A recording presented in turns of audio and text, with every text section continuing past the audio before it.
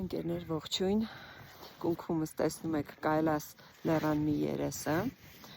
ու այսօր վաղ առավոտյան կիսալուսին է ուղիղ գագաթիներ նստած, շքեղ տեսարան, ես հիմա քայլում եմ այս տարածքում մեդիտացիայի նստելու ու նաև մեդիտացիա կանցկացնեմ իմ սիրած տաճարներից մեկում, որը ամենահին տաճարներից մեկն է Կայլասի ստորոտին և դեմքով նայում է ուղիղ դեպի Կայլաս լեռը։ Ահա և տաճարը։ Արի,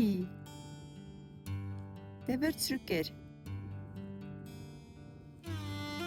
Եմ պոպոն էլ հելավ, արի։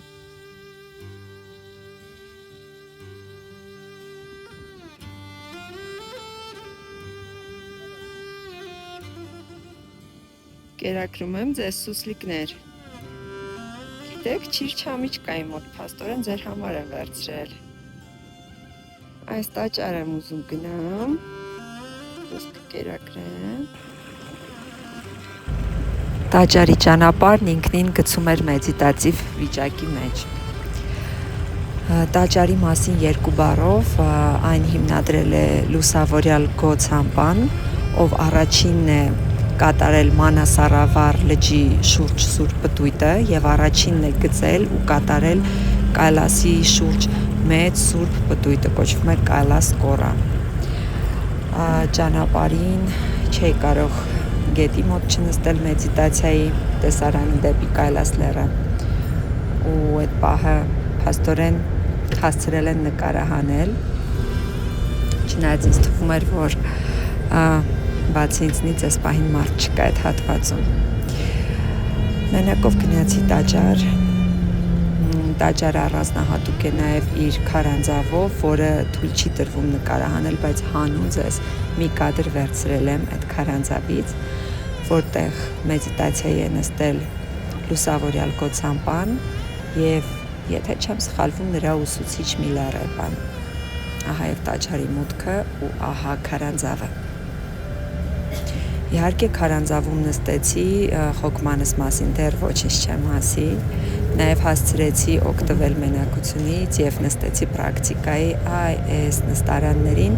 որտեղ բուդդիստական լամաները և ուսուցիչներն են նստում իրենց պրակտիկայի համար։ Այս քարը սուրբ քար է համարվում, այս սենյակը միշտ չի, որ բաց է լինում, այս տարի այս պահին բաց էր։ Այս քարը հենց գտել է լուսավորյալ Գոցամպան, որի հիման վրա որոշել է, որ այդ տաճարը պետք է կառուցվի այս տարածքում։ Ոնց է որոշել։ Հետևել է յագի, այդ տիբեթական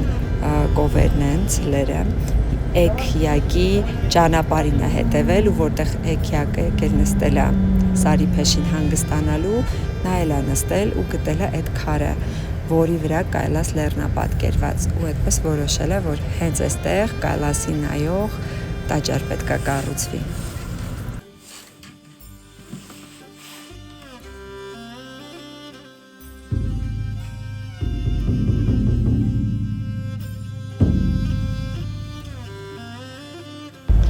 Նշեմ, որ այս տաճարները իրենք չեն ջեռուցվում,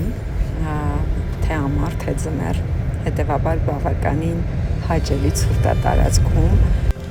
Այստեղի յոգերը տիրապետում են Տումոյին, որն ակտիվացնում է իրենց ներքին կրակը։